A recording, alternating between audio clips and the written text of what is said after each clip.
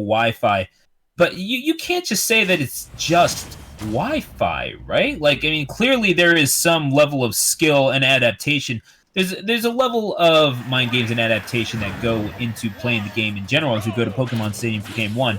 But also at the same time, you are playing the game, and you are playing the same game as the other person. So what do you glean from these results? What do they mean in the bigger picture, to you at least? To me, I still think being a part of like a larger scene, like you see a lot of repeat attendees and a lot of successful Wi-Fi players, they all communicate and are very supportive of one another, very similar to what you would imagine a local scene looking like. So as far as like results meaning anything, it doesn't really matter if you think they do or don't. I think that's like a personal opinion, but I do think that the growth potential in sort of interacting with the same people and playing against things that maybe you don't play well against, or just learning other players that are accessible to you, you know, whether it be offline and online, is still important and kind of valid reason to play if you still like playing the game. Like, I think it serves you better than playing Elite Smash all night. I do think that, because you could at least kind of chat about what's going on, or know what you're up against and see if you could just handle it in practice. But I don't know, man. I think a lot of us have a tendency to attach bottom line results to everything, and I think Smash is no different in this case. So, you know, everyone's got their own reasons to play, and that's kind of, I think, where my answer goes. I don't think it's too far of a stretch just to say, like, I think that you and I are both kind of into sports, and obviously the big thing in sports is you try to pursue championships and you try to pursue wins. That's not really too big of a stretch to say that, but also there is definitely enjoyment to be taken from it outside of that. And as we're watching these two trade stocks of these off of each other, they're down to 2 stocks apiece, both Haven and DELTAFORCE. I mean, surely we would see these people play offline as well. DELTAFORCE and Haven, 2 exceptional talents from the state of New Jersey, and we're seeing them go at it, but it's online. Would we really be enjoying it less or more if it were offline? Like, would we somehow put more weight on it if it were offline? So I think that's 2 different questions, because like from like a from a spectator standpoint, I think you kind of get like the same sort of thrill from just watching the event and hang as it is. Man, that reverse up B is so reliable on ledge. You really got to watch Link when he comes back to stage. That was actually sick. Yeah, that's really good. It's good awareness too, because that can leave you super vulnerable. But in either case, I do think. Oh, yo, let's go, Jazzy. Thanks, man. Anyways. Yeah, Jazzy. Let's go. Anyways, in either case, yeah, I think that like playing in these brackets, though, playing against the same people, learning how to like be good is a totally different thing. So here we go. Things are evened up. This is actually getting to be a little bit of a lengthy game 1. We've been going very back and forth. Yeah, I mean, going on at I would say a sensible fraction here between these two fine players, and you're seeing a lot of that projectile play. Yeah. Nothing wrong with it. Nothing wrong with it at all. Look out for the kind waft. Of what you expect from a Link. Oh my God, he missed it. Oh, I'm sorry. I was just waiting for that waft. I just saw him start to flash around, and I knew Haven's getting kind of late in his percent here, or high in his percent. But he missed it. Yeah, you're waiting for him to press the end the game button. Yeah, that's what I was waiting for. It's like playing what's the Jack in the Box, and you're just waiting for it to pop out. But either way, now this is looking a little bit more in Delta Favor's favor. He is in the lead after all, so we'll see if he's able to actually like win. Oh man, I mean, he might just be able to win this on his own merits, but if push comes to shove, he does always have the nuclear option. He might be willing to deploy it here. Could just be biding his time as well. DELTAFORCE rolls back up onto the ledge. That could have been it if Haven decided not to roll away, trying to read his movements. Up smash is shielded, and Haven tries to jump on it. Does make it back. Saves his jumps, but runs right into the sword of DELTAFORCE, and unwavering. He's doing a little bit of work for himself, DELTAFORCE. He takes game 1, and Haven not able to find that finishing blow. Yeah, I think it really, quite literally, really took it out of Haven when he missed that waft. That is like the condition. he had it all built up. He had it in the right position. And that is one thing I think you can kind of blame Wi-Fi for, just in terms of just like setting up something like Waft. Like, it is a win the game button, but you do have to you do have to give it the alley-oop. You know, you can't just like hit it and you win, as we saw. But DELTAFORCE, you can't really give a lot of room either, because he will turn it around, and he was already doing a good job controlling the pace of the game for the most part.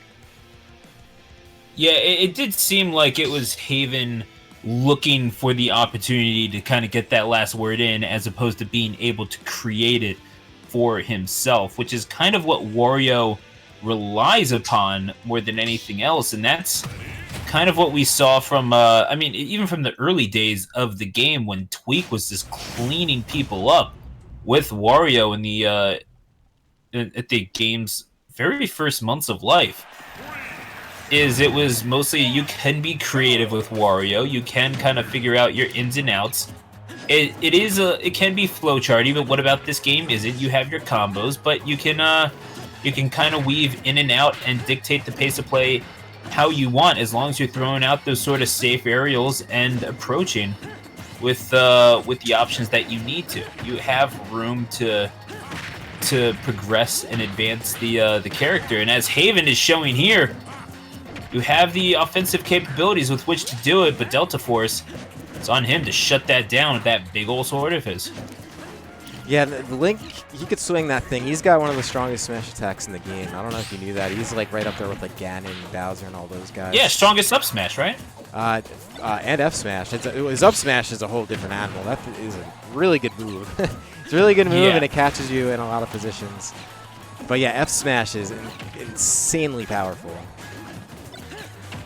And that's, I think, what took game one, if I'm not mistaken. I could be, but nevertheless. I actually missed the finishing blow on game one, but yeah, nevertheless. The more you let Wario have some time, the more gas he gets. But okay, that was a little scary for a second. Oh, catches him with the arrow. But of course, Haven has the... You know, I should have known that was a foregone conclusion. DELTAFORCE had him measured up from pillar to post. And Haven just not able to make it back. DELTAFORCE eventually does have that debt that he needs to be repaid. He will do so with that first stock. Yeah, so and about what we were expecting from game number 2. I don't know if you were expecting it to be quite literally even, but you know what? I'm not at all surprised. I know both these guys are in like grind servers where they're playing constantly and they're playing high level at that, and you kind of see it. Despite like the layer of Wi-Fi on it, they're both playing really sound. Like they're playing their characters well. They're doing the things they're supposed to be doing, and you know the gameplay is coming from it. That's why it's so close. And Waft is on deck again, so we'll see what Haven can do. Oh yeah, there's the opening. Not able to get it out of it though. Yeah, that might have been a warning, but what percentage does Waft kill at? I don't remember right offhand.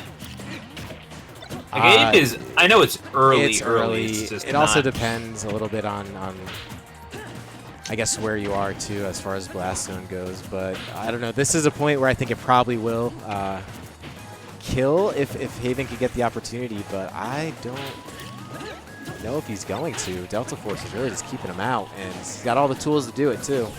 Oh my, that was almost it. Haven going for the collapse, and he's not going to let that baby rip until it's ready, until it's nice and ripe. So it's dude, he's waiting it out. He's waiting.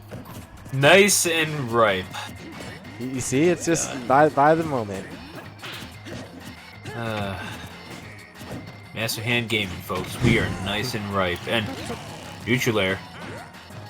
All right, let's go. This is take him off stage. Delta's sweating quite a bit. I feel like even more than Haven is, to be honest with you. And Haven's the one who should be getting sweaty, dude. At 144, especially against Link, you're a hit away. But yeah, nothing Link can do throw-wise to get rid of Wario.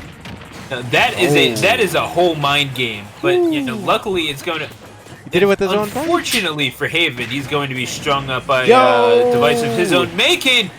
But it's going to be Haven repaying it in kind. He did have to do that. He had to press.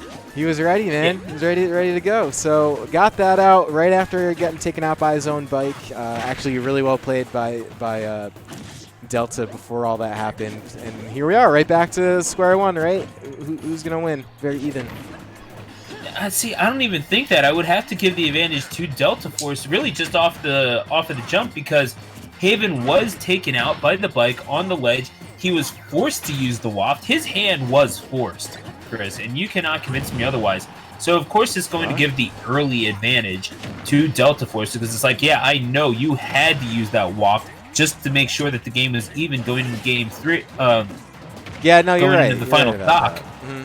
And obviously the scores are just slightly even, but you're seeing Haven show just a little bit of hesitance. He's having to figure out how to get in. That neutral B is going to even up the score just a little bit. That back throw, however, as DELTAFORCE gives him center stage so that he can get back. I'm not sure that I agree with that.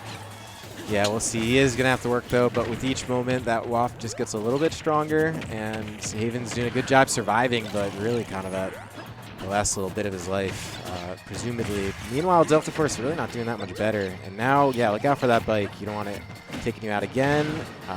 Gets the throw. Oh.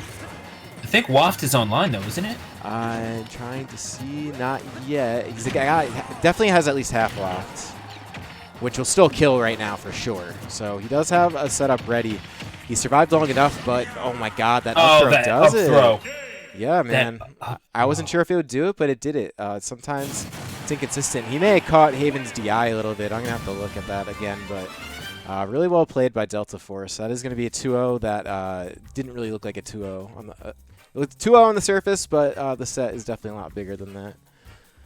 Absolutely. You can never judge a book by its cover. Certainly can't judge a set solely by the score. So we're going to have to see. Yeah, that was the waft that took stock number 2. Had to even it up. And yeah, that was Haven. He wasn't getting just completely battered. It was not a one-sided affair, that last stock, by any stretch of the imagination. And I do kind of wonder if he was trying to mash out, circle out with the stick, and just wound up with a bad little input on the last throw of it, but or upon the release of the throw. Nevertheless, Haven, not a bad showing at all, but it is going to be DELTAFORCE moving on to winners quarters. So winners quarterfinal is set, and we have some pretty decent matchups for you. WebJP going up against Bonk. Monopoly Man wound up beating Beast.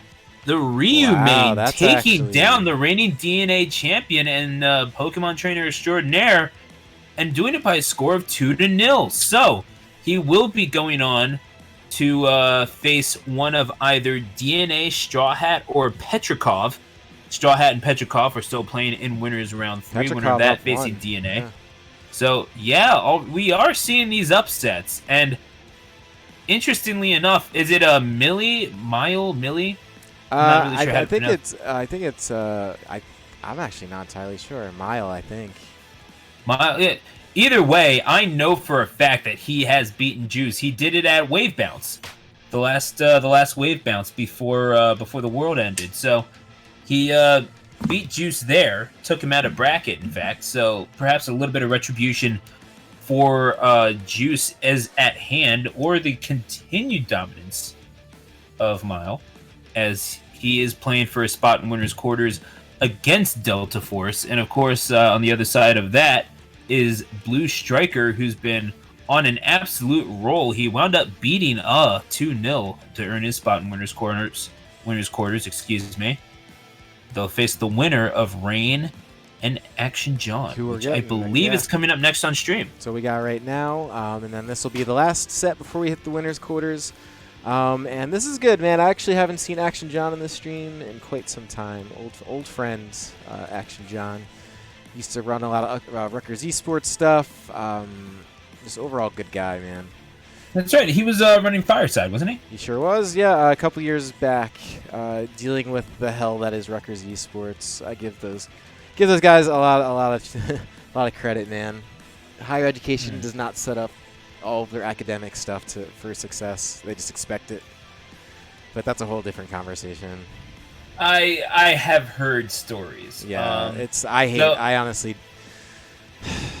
It was not the it was not the first time that we worked together at Fireside. I believe it was only like the second, wasn't it? Because we had done the one Tri-State TriCast at the beginning.